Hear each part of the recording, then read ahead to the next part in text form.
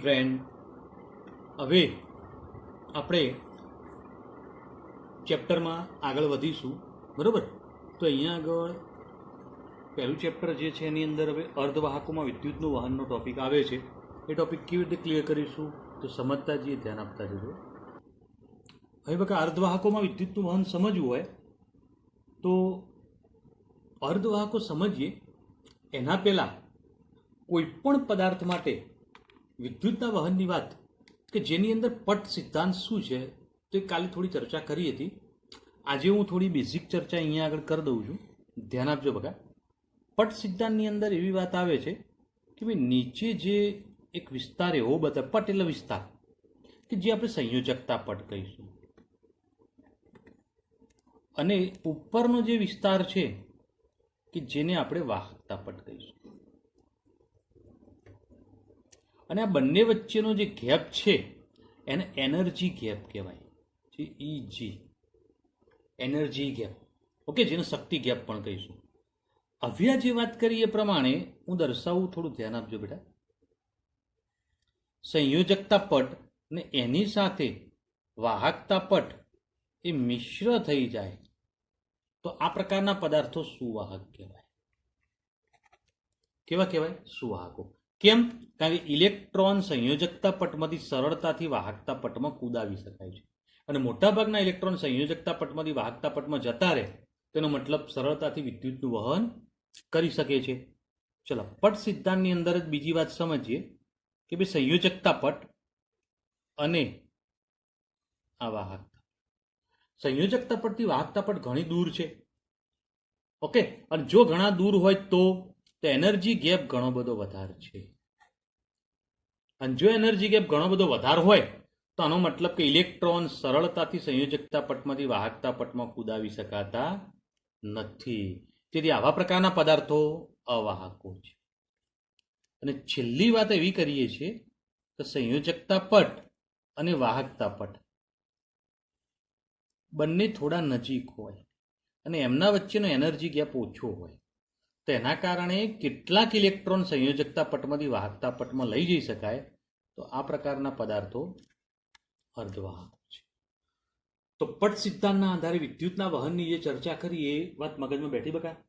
તો હવે અર્ધવાહકો શું છે તો એની ચર્ચા જે છે એ આપણે અહીંયા આગળ સમજવી છે અને ચર્ચા ક્લિયર કરવી છે.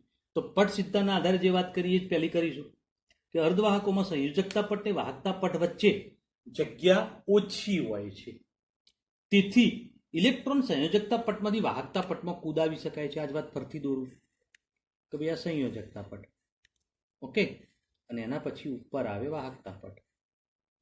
તો ઇલેક્ટ્રોન સંયોજકતા પટમાં હોય તો એનર્જી ગેપ ઓછો છે, જગ્યા ઓછી છે, તેના કારણે ઇલેક્ટ્રોન સંયોજકતા પટમાંથી વાહકતા પટમાં કૂદાવી શકાય છે.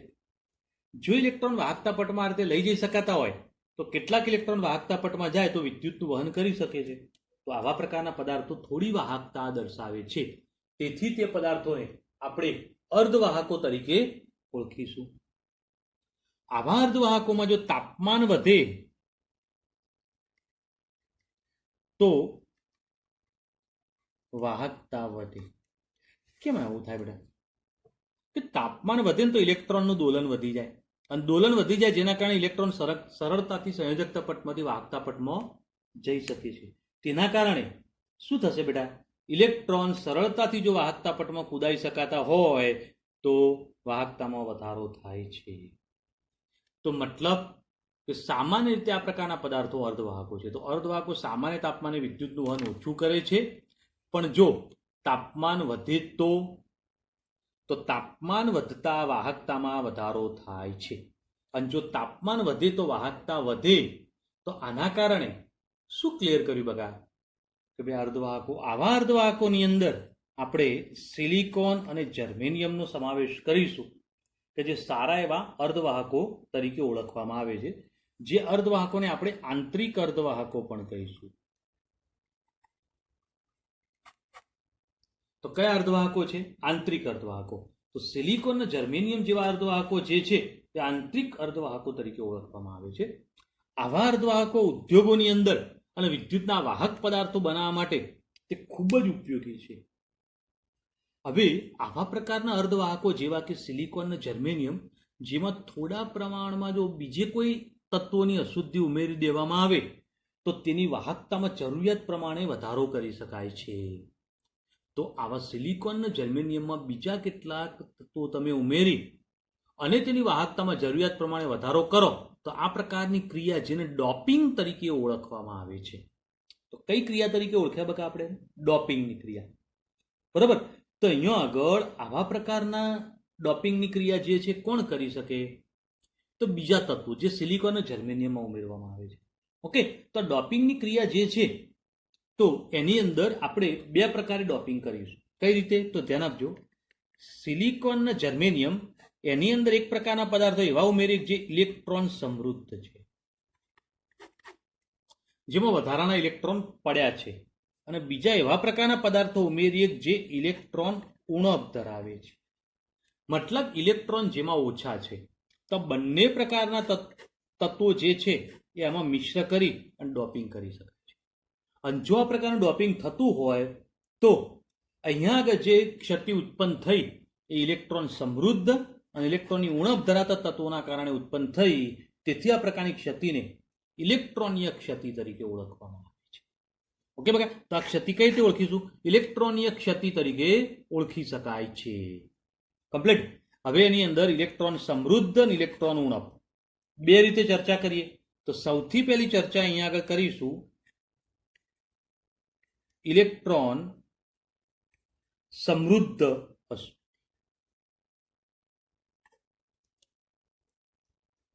ઇલેક્ટ્રોન સમૃદ્ધ અશુદ્ધિ, જેના આપણે n પ્રકારના અર્ધવાહકો કહીશું.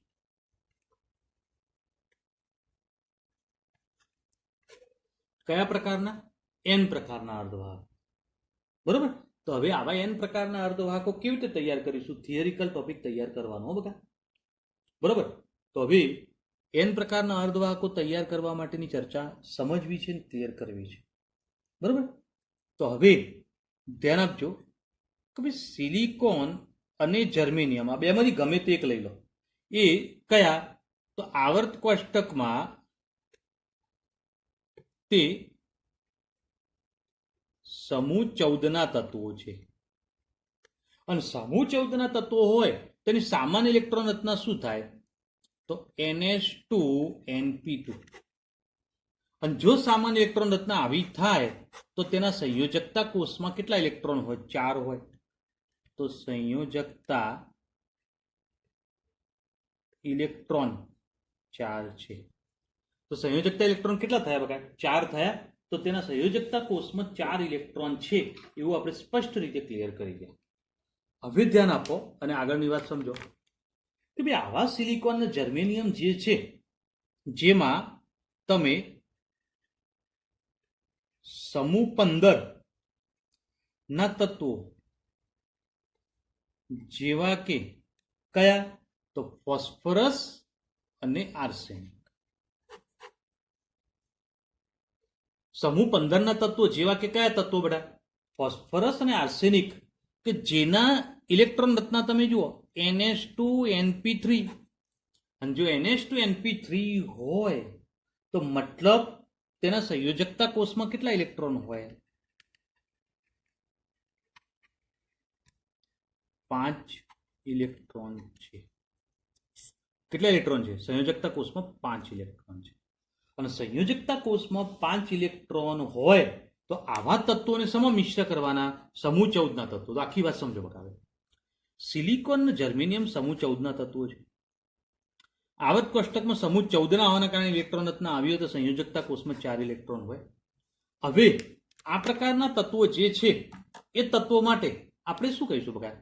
આ તત્વોની અંદર સમૂહ 15 ના તત્વો જે ફોસ્ફરસના આર્સેનિક છે, જેની સામાન્ય ઇલેક્ટ્રોન રચના NH2NP3 હોય, જેના સંયોજકતા કોષમાં 5 ઇલેક્ટ્રોન હોય, આવા તત્વો અલ્પ પ્રમાણમાં આની સાથે મિશ્ર કરો તો સિલિકોન અને જર્મેનિયમ સાથે કોણ મિશ્ર થશે?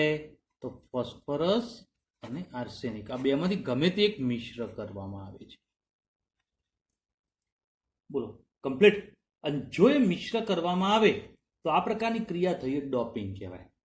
તો ડોપિંગની ક્રિયા જે છે એ આપણે સમજી શકીએ. હવે આગળ વાત કરીએ બગા અને સમજીએ કે ભાઈ અહીંયા આગળ સમૂહ 14ના તત્વો જે છે એના સંયોજકતા કોષની અંદર કેટલા ઇલેક્ટ્રોન છે? 4. ઓકે, હવે એ સમૂહ 14ના તત્વના સંયોજકતા કોષમાં 4 ઇલેક્ટ્રોન હોય તો એ સમૂહ 15ના તત્વ જે છે, કયા સમૂહ તત્વ? સમૂહ 15નું તત્વ, એના 4 ઇલેક્ટ્રોન સાથે 4 સહસંયોજક બંધ બનાવી દેશે. બરોબર, તેના 4 ઇલેક્ટ્રોન સાથે 4 સહસંયોજક બંધ બનાવી દેશે. હવે આ વાત કેવી તો અહીંયા આગળ દર્શાવું, ધ્યાન આપજો બકા.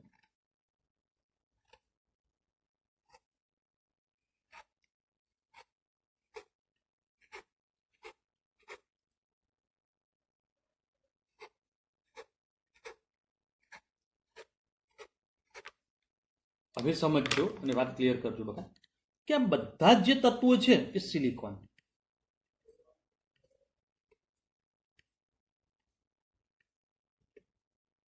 જે લખતો જવું છું એ ખ્યાલ આવે બકા. સિલિકોન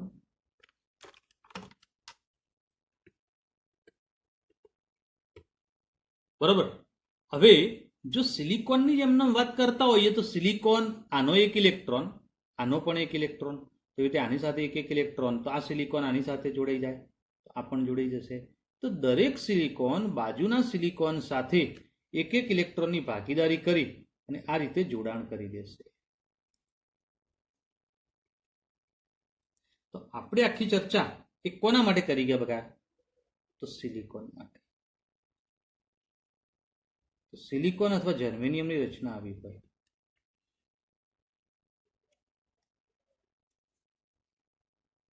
ઓકે, કોઈને કોઈ પ્રશ્ન બગા? હવે આની અંદર જ્યારે ડોપિંગ કરીએ ત્યારે આની અંદર ફોસ્ફરસ અથવા આર્સેનિક ઉમેર્યું, તો જો ફોસ્ફરસ અથવા આર્સેનિક ઉમેરવામાં આવે તો કોઈ પણ એક જગ્યાએ આપણે ધારો કે અહીંયા આગળ આર્સેનિક અંદર આર્સેનિક આવી. હવે આર્સેનિકમાં ખરેખર કેટલા ઇલેક્ટ્રોન હોય? 5. આપણે જોઈ ગયા.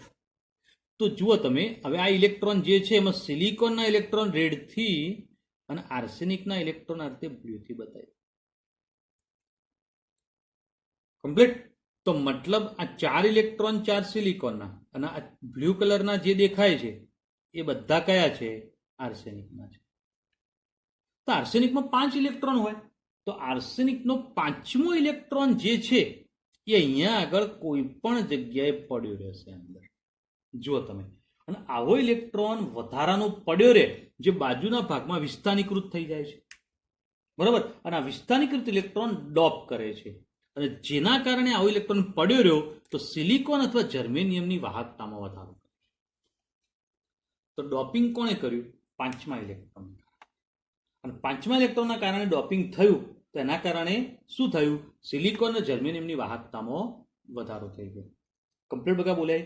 અહીં વાહકતાનો વધારો ઋણભારિત ઇલેક્ટ્રોનના કારણે છે. કયા ઇલેક્ટ્રોનના કારણે? આ પડી રહેલો ઇલેક્ટ્રોનના કારણે. અને પડી રહેલા ઇલેક્ટ્રોનના કારણે વાહકતામાં વધારો થાય છે તો એના કારણે આ ઇલેક્ટ્રોન સમૃદ્ધ પ્રકારનું ડોપિંગ થયું. કયું ડોપિંગ થયું? તો ઇલેક્ટ્રોન સમૃદ્ધ પ્રકારનું ડોપિંગ છે. બરોબર. અને જો ઇલેક્ટ્રોન સમૃદ્ધ પ્રકારનું ડોપિંગ હોય તો ઇલેક્ટ્રોન કયો વીજભાર ધરાવે છે? ઋણ વીજભાર. તો ઋણ વીજભાર ધરાવે તો ઋણ વીજભાર એટલે નેગેટિવ, એટલે N લખાય. તેથી આને આપણે કયા પ્રકારનું કહીશું? તો N પ્રકારના અર્ધવાહકો કહે છે.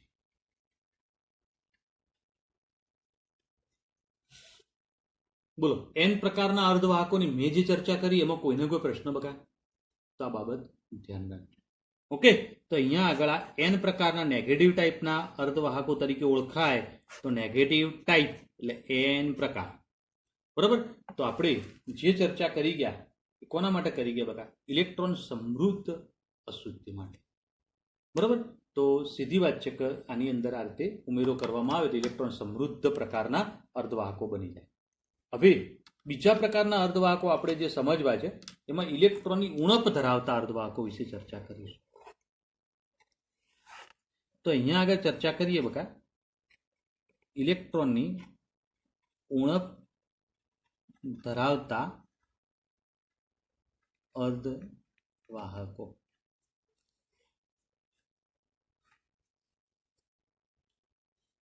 બરોબર. તો હવે ઇલેક્ટ્રોનની ઉણપ ધરાવતા અર્ધવાહકો વિશે આપણે ચર્ચા સમજવાની છે. તો એ ચર્ચા કેવી, કયા પ્રકારની, તો ધ્યાન આપતા જજો બકા અને સમજતા જજો કે ભાઈ આવી ચર્ચા જે છે એની અંદર હું અહીંયા આગળ વાત કરું તો સિલિકોન અને જર્મેનિયમ એની સાથે જોજો, બરોબર સમજજો, સિલિકોન અને જર્મેનિયમ સાથે તમે સમૂહ 13ના તત્વો, હવે સમૂહ 13ના તત્વો કયા કયા, તો અહીંયા આગળ બોરોન, એલ્યુમિનિયમ અથવા ગેલિયમ, બરોબર. હવે આવા પ્રકારના તત્વો જો અંદર ઉમેરવામાં આવે તો સમૂહ 13ના તત્વોની સામાન્ય ઇલેક્ટ્રોન રચના NH2NP1 છે. અને જો આવી ઇલેક્ટ્રોન રચના હોય તો તેના સંયોજકતા કોષમાં કેટલા ઇલેક્ટ્રોન હોય, 3 ઇલેક્ટ્રોન. અને જો સંયોજકતા કોષમાં 3 જ ઇલેક્ટ્રોન હોય તો આવા તત્વો સાથે ડોપિંગ કરવામાં આવે છે. કમ્પ્લીટ. તો મતલબ ઇલેક્ટ્રોનની ઉણપ ધરાવતા અર્ધવાહકો થઈ ગયા, કારણ કે સિલિકોન અને જર્મેનિયમના સંયોજકતા કોષમાં કેટલા ઇલેક્ટ્રોન હોય, 4 હોય. એને સમૂહ 13 સાથે મિશ્ર કર્યા તો મતલબ આમાં 4 ઇલેક્ટ્રોન, આમાં 3 ઇલેક્ટ્રોન. તો આના સાપેક્ષમાં આમાં ઓછા છે, અને ઓછા છે મતલબ ઇલેક્ટ્રોનની ઉણપ છે. અને જો ઇલેક્ટ્રોનની ઉણપ હોય તો ઇલેક્ટ્રોનની ઉણપ ધરાવતા તત્વો સાથેનું ડોપિંગ બને છે, ડોપિંગ થાય છે. હવે આવા પ્રકારના તત્વો જ્યારે બંધ બનાવે ત્યારે ચોથો ઇલેક્ટ્રોન ગુમ થયેલો છે. અને જો ચોથો ઇલેક્ટ્રોન ગુમ થયેલો હોય તો એના કારણે એ રચનામાં શું બની જાય છે, તો એક છિદ્ર રચના બની જાય છે. તો ચોથો ઇલેક્ટ્રોન ગુમ થયેલો હોવાના કારણે ત્યાં આગળ એક છિદ્ર રચના બની જાય છે. ઓકે બકા. તો આવી છિદ્ર રચના બને એની આકૃતિ કેવી બને છે, તો એ આકૃતિ અહીંયા આગળ હું દર્શાવી દઉં છું, ધ્યાન આપજો અને સમજજો.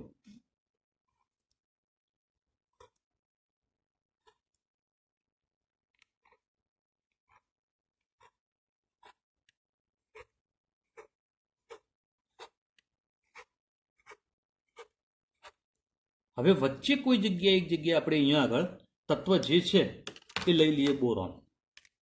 જોતા જજો બકા, બોરોન છે મતલબ બોરોન, એલ્યુમિનિયમ, ગેલિયમ 3માંથી ગમે તે લઈ શકો. આપણે કયું તત્વ લીધું અહીંયા આગળ, બોરોન લીધું. ઓકે. હવે એના સિવાય બાકીના બધા સ્થાનમાં સિલિકોન છે. તો અહીંયા આગળ જોઈ લો, અહીંયા સિલિકોન, આ સિલિકોન, સિલિકોન, અહીંયા સિલિકોન. તો બાકીના બધા સ્થાનમાં સિલિકોન.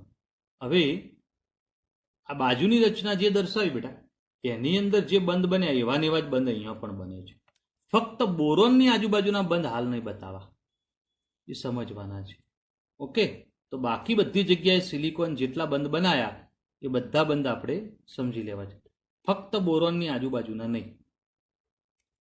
બરોબર. તો આ 4 રવા દઈશું, એને સમજીશું આપણે.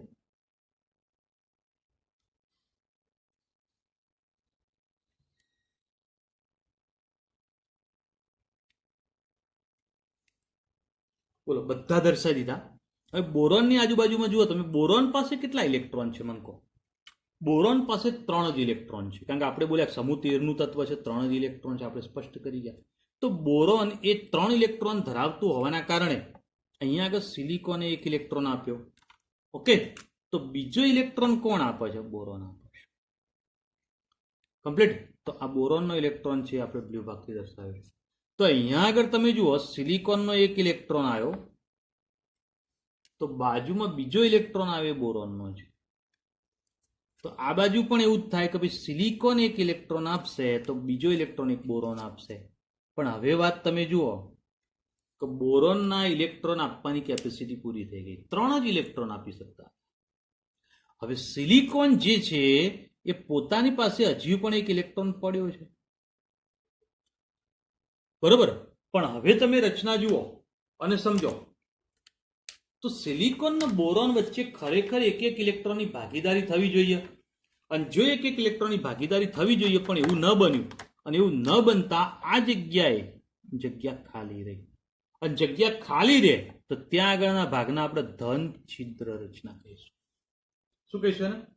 ધન છિદ્ર રચના. અને આવી ધન છિદ્ર રચના બનતી હોય તો એ છિદ્ર રચના આપણે એને ઇલેક્ટ્રોન રિક્ત પણ કહીશું. કેમ? કારણ કે એ જગ્યામાંથી ઇલેક્ટ્રોન જતો રહ્યો છે, ઇલેક્ટ્રોન ઓછો થઈ ગયો છે, ઇલેક્ટ્રોન ખાલી થઈ ગયો છે. તેથી આ છિદ્ર રચનાને આપણે ઇલેક્ટ્રોન રિક્ત તરીકે, ઇલેક્ટ્રોન છિદ્ર તરીકે પણ ઓળખી શકીએ.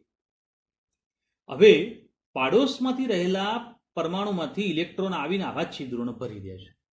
હવે પાડોશનો પરમાણુ એટલે આ સિલિકોનનો પરમાણુ, એની અંદરથી આવે અને આ છિદ્રને ભરી દે.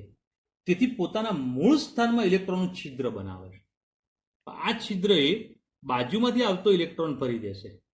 એટલે એના જ્યાંથી ઇલેક્ટ્રોન, દાખલા તરીકે અહીંથી ઇલેક્ટ્રોન અહીંયા આવે, સમજતા જજો બેટા, અહીંથી ઇલેક્ટ્રોન અહીંયા આવે તો આ ઇલેક્ટ્રોન ભરાઈ જાય છિદ્ર, પણ આ મૂળ સ્થાનમાં ત્યાં આગળ છિદ્ર બનાવે છે.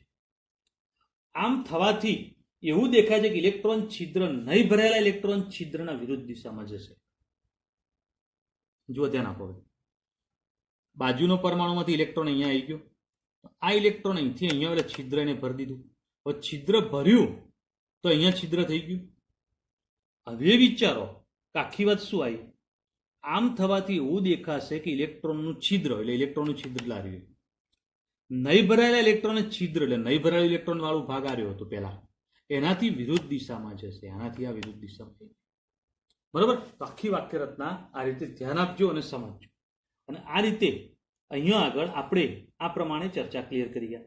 વિદ્યુત ક્ષેત્ર જો આમાં લાગુ પાડવામાં આવે તો એની અસર હેઠળ ઇલેક્ટ્રોન ધન ભાર ધરાવતી પ્લેટ તરફ છિદ્ર દ્વારા જશે. ધન ભાગ ધરાવતા ભાગ તરફ ઇલેક્ટ્રોન જવાનું છિદ્ર દ્વારા, અને એના કારણે ઇલેક્ટ્રોન છિદ્ર ધન ભાર વડે રોકાશે, મતલબ ભરાઈ જશે. બરોબર? અને જેના કારણે ઋણ વીજભારિત પ્લેટ તરફ ખસશે. એટલે ઋણ વીજભારિત પ્લેટ એટલે અહીંયા આગળ, અને ઇલેક્ટ્રોન આ રીતે ખસતો જાય તો જેના કારણે શું થશે કે વિદ્યુતનું વહન થઈ જશે. અને જો આ રીતે વિદ્યુતનું વહન થઈ જાય તો એના કારણે આ વિદ્યુતનું વહન જે થયું પી પ્રકારના અર્ધ વાહકો કહે છે. કેમ પી પ્રકારના કયા? કારણ કે આ છિદ્ર ધન વીજભારિત બન્યું, ઇલેક્ટ્રોનની ઉણપ વાળું બન્યું, તેથી પોઝિટિવ કહેવાય ધન એટલે. અને પોઝિટિવ ટાઈપના અર્ધવાહકો છે એટલે પી પ્રકારના અર્ધવાહકો તરીકે આને ઓળખીશું. બોલો બગા, આજે ચર્ચા કરી એમાં કોઈને કોઈ મુશ્કેલી? તો આ વાત ધ્યાન રાખજો.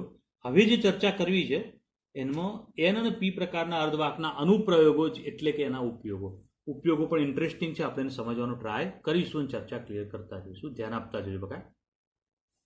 હવે બગા, એન અને પી પ્રકારના અર્ધવાહકોના અનુપ્રયોગો સમજવાનો પ્રયત્ન કરીએ. અનુપ્રયોગોનો મતલબ એના ઉપયોગો.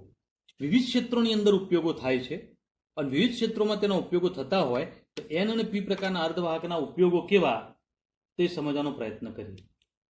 તો સૌથી પહેલી વાત આવે કે એન અને પી પ્રકારના અર્ધવાહકો મિશ્ર કરતા ડાયોડ બને છે. શું બન્યું બગા? ડાયોડ. એટલે એન પ્રકારનો કોઈ પણ એક અર્ધવાહક લઈ લો, એક પી પ્રકારનો અર્ધવાહક લઈ લો, અને એના કારણે ડાયોડ બની જાય. અને ડાયોડનો ઉપયોગ રેક્ટિફાયરમાં થાય છે, જે ઇલેક્ટ્રોનિક સાધનો બનાવવા માટે. ઓકે, હવે નેક્સ્ટ ચર્ચા એના પછીની કરીએ કે ભાઈ ટ્રાન્ઝિસ્ટર પણ એક પ્રકારના અર્ધવાહક અને બીજા પ્રકારના અર્ધવાહકો વચ્ચે સેન્ડવિચ કરીને બનાવવામાં આવે છે. તો ટ્રાન્ઝિસ્ટર એટલે જે ટીવી અથવા કોમ્પ્યુટરની જે સર્કિટ બનતી હોય અને એની અંદર નાના નાના ઓશિકા જેવા ભાગો અંદર જોડેલા હોય છે, દેખાતા હોય તો એકદમ નાના નાના આવડા. બરોબર? તો એવા ભાગ આપણે આઈસી કહીએ છીએ. તો એવા ટ્રાન્ઝિસ્ટર અંદર જોડેલા હોય છે. તો એ પણ એક પ્રકારનો અર્ધવાહકના બીજા પ્રકારના અર્ધવાહક વચ્ચેના સ્તરમાં સેન્ડવિચ કરી અને બનાવવામાં આવે છે. અને સેન્ડવિચ કરીને આ રીતે બનાવીએ તો આનો મતલબ શું થયો બગા? તો સમજતા જજો કે ભાઈ એક એન લઈએ અને બીજો એન લઈએ, બંને એનની વચ્ચે પી લઈ લો એટલે સેન્ડવિચ રચના થઈ ગઈ. પી ને એન વચ્ચે સેન્ડવિચ કર્યો, અથવા બે પી લઈ લો અને એના વચ્ચે એનનો સેન્ડવિચ કરો, તો આ પ્રકારની રચના બની. એને શું કહેવાય? ટ્રાન્ઝિસ્ટર. અને ટ્રાયોડ પણ કહેવાય. ઓકે, તો આ બે જોડેને બને ડાયોડ છે, એવી રીતે ત્રણ જોડેને બને એટલે ટ્રાયોડ છે. તો આપણે આવા પ્રકારના ટ્રાન્ઝિસ્ટરનો ઉપયોગ કેવી રીતે થતો હોય છે? તો ટ્રાન્ઝિસ્ટરના ઉપયોગોની અંદર મેન છે રેડિયોના સિગ્નલ પકડવા માટે, અને બીજું આવે છે કે એની અંદર અથવા એના ઓડિયો સિગ્નલ પકડવા. રેડિયોના સિગ્નલ પકડવા માટે, એના ઓડિયો સિગ્નલ પકડવા માટે, એના પરખ કરવા માટે થાય. તો ભાઈ રેડિયોની અંદર રેડિયો સ્ટેશનમાંથી જે બોલતા હોય છે અને બોલે ત્યારે એનો અવાજ આપણે રેડિયો સુધી પહોંચે છે અને અવાજ પકડી અને આપણે એને સાંભળી શકીએ છીએ. તો એના માટે આવા ટ્રાન્ઝિસ્ટર બનતા હોય છે અને એ ટ્રાન્ઝિસ્ટર રેડિયો સિગ્નલ પકડતા હોય છે અને રેડિયો સિગ્નલ પકડે જેના કારણે આપણને એનો અવાજ સંભળાતો હોય છે. હવે અહીંયા આગળ સૌરકોષ એવા બનાવવામાં આવતા હોય છે. શું બનાવવામાં આવે? સૌરકોષ. અને આવા સૌરકોષ જે બનાવવામાં આવે એ કાર્યક્ષમ ફોટોડાયોડ છે. એ શું છે? એક કાર્યક્ષમ ફોટોડાયોડ છે. હવે આવા ફોટોડાયોડ જે છે એ શું કરતા હોય છે? તો પ્રકાશનું વિદ્યુત ઉર્જામાં રૂપાંતરણ કરે છે. પ્રકાશનું વિદ્યુત ઉર્જામાં રૂપાંતરણ કરી દેતા હોય તો આપણે એને શું કહીશું? બગા એક સારા એવા સૌરકોષની અંદર ફોટોડાયોડ વપરાતા હોય છે અને આવા ફોટોડાયોડ જે છે એ પ્રકાશ વિદ્યુત ઉર્જામાં રૂપાંતરણ કરે. મતલબ સૂર્યપ્રકાશ જો પડતો હોય તો એની અંદરથી આપણે વિદ્યુતમાં રૂપાંતરણ કરવું હોય તો એ રૂપાંતરણ કરવા માટે આવા પ્રકારના ત્યાં આગળ ફોટોડાયોડ વપરાતા હોય છે. ચલો અહીંયા આગળ જે ક્લિયર કરી એ વાત કમ્પ્લીટ છે. હવે બીજું કે સિલિકોન કે જર્મેનિયમ જેવા તત્વો જે છે આ તત્વોના સંયોજકતા કોષમાં 4 ઇલેક્ટ્રોન છે અને જો 4 ઇલેક્ટ્રોન હોય તો પ્રત્યેક સિલિકોન બીજા 4 સિલિકોન સાથે જોડાય છે. તો આ રીતે બીજા સિલિકોન પણ જોડાતા જાય છે. તો મતલબ કે અહીંયા આગળ તો જે રચના બની એ કોના જેવી બની ગઈ? બકા હીરા જેવી. તો સિલિકોન અને જર્મેનિયમ આવી એક હીરા જેવી રચના બનાવતા જોવા મળતા હોય. તો આપણે આ ક્લિયર કરી શકીએ, સમજી શકીએ. હવે અત્યાર સુધીમાં જે ડાયોડ અને ટ્રાયોડ બન્યા એની અંદર સમૂહ 14ના તત્વોનો ઉપયોગ કરતા ગયા.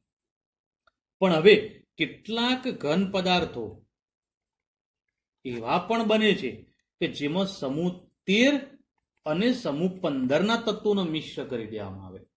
કોનો મિશ્ર કરી દઈએ? સમૂહ 13 અને સમૂહ 15. આ બે સમૂહના તત્વોનો મિશ્ર કરો એટલે વાત તો એ જ થઈ ગઈ. જુઓ, આમાં 3 ઇલેક્ટ્રોન હોય ને આમાં 5 હોય તો 3 ઇલેક્ટ્રોન 5 ઇલેક્ટ્રોન વાળા મિશ્રણ કરી દીધું, કુલ 14 ઇલેક્ટ્રોન થઈ ગયા. ઓકે. અથવા એવું ન કરો તો સમૂહ 12 અને સમૂહ 16 ને ભેગા કરો તો આની અંદર 2 સંયોજકતા કોષમાં હોય અને આમાં 6 હોય તો એ મૂળ તો વાત એના જ થઈ ગઈ. તો અહીંયા આગળ આપણે આ ચર્ચા સ્પષ્ટ રીતે સમજી શકીએ, ક્લિયર કરી શકીએ છીએ કે ભાઈ આ રીતે પણ ઘણા બધા અર્ધવાહકો તૈયાર કરવામાં આવે છે. અને અહીંયા આગળ આપણે સમજીએ તો સમૂહ 13 અને 15ના તત્વોનો મિશ્ર કરી અને જે વિશિષ્ટ પ્રકારના અર્ધવાહકો તૈયાર કરવામાં આવે છે કે જેની અંદર ઇન્ડિયમ અને એન્ટીમનીનું મિશ્રણ, તો તે જ રીતે એલ્યુમિનિયમ અને ફોસ્ફરસનું મિશ્રણ અને ગેલિયમ અને આર્સેનિકનું મિશ્રણ. બરાબર. જેમાં ગેલિયમ આર્સેનાઇડ જે શોધાયા ને એ ખૂબ જ ઝડપી ત્યાં આગળ પ્રતિભાવ અથવા પ્રતિક્રિયા આપતા અર્ધવાહકો છે. તો અહીંયા આગળ જો અર્ધવાહકો જે બનાવવામાં આવે છે એની અંદર એક મોટી ક્રાંતિ સર્જાઈ ગેલિયમ આર્સેનાઇડ દ્વારા. કારણ કે ખૂબ ઝડપી પ્રતિભાવ આપતા હતા, ખૂબ ઝડપી પ્રતિક્રિયા આપતા હતા, જેના કારણે કોઈ પણ ઇફેક્ટ ઉત્પન્ન કરવી હોય તો સૌથી ઝડપી ઇફેક્ટ આના કારણે ઉત્પન્ન થતી હતી. તો એ ત્યાં આગળ અર્ધવાહકોની જે ડિઝાઇન છે એમાં એક મોટી ક્રાંતિ સર્જી દીધી, એક મોટી ત્યાં આગળ નવી શોધ થઈ ગઈ. ઓકે. હવે વૈજ્ઞાનિકો અહીંયા અટક્યા નહીં, એમને સમૂહ 12 ને સમૂહ 16ના તત્વોને પણ ભેગા કર્યા. અને જો આવા તત્વોને ભેગા કર્યા તો વિશિષ્ટ પ્રકારના અર્ધવાહકો તરીકે zinc sulphide, cadmium sulphide, cadmium selenide અને મર્ક્યુરી ટેલ્યુરાઇડ જેવા તત્વો તૈયાર છે. અને આની અંદર જોવા જઈએ તો બંધ સંપૂર્ણ રીતે સહસંયોજક નહીં હોતો.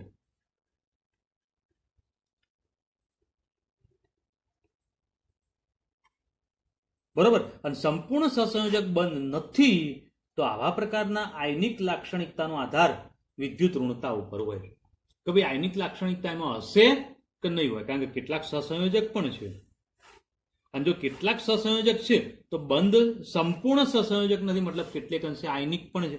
અને આયનિક લાક્ષણિકતાનો આધાર વિદ્યુત ઋણતાના તફાવત ઉપર હોય. ઝિંક સલ્ફાઇડ જુઓ, સલ્ફરની વિદ્યુત ઋણતા વધારે છે તો -2 ને ઝિંકની ઓછી થઈ +2. તેનો મતલબ એમાં કઈ લાક્ષણિકતા આવી ગઈ? બકા આયનિક લાક્ષણિકતા. તો સંપૂર્ણ સહસંયોજક નથી એવું કહી શકીએ. હવે સંક્રાંતિ ધાતુ તત્વના ઓક્સાઇડમાં પણ નોંધપાત્ર રીતે વાહકતામાં ફેરફાર જોવા મળે છે. અને જેમાં નોંધપાત્ર રીતે વાહકતામાં ફેરફાર જોવા મળતો હોય તો એની અંદર જોવા જે સંક્રાંતિ ધાતુ તત્વના ઓક્સાઇડ એટલે ટિટેનિયમનો ઓક્સાઇડ થઈ ગયો, ક્રોમિયમનો ઓક્સાઇડ અને રેહેનિયમનો ઓક્સાઇડ. તો આ સંક્રાંતિ ધાતુ તત્વો છે, ટિટેનિયમ, ક્રોમિયમ અને રેહેનિયમ. હવે ઓકે બગા, તો એની અંદર રેહેનિયમનો ઓક્સાઇડ જે છે ને એ એની વાહકતા અને દેખાવ એ બંને કોપર જેવું છે. તો વાહકતા પણ કોપર જેવી છે ને દેખાવામાં પણ કોપર જેવું, એટલે આપણને તાંબુ જ લાગે.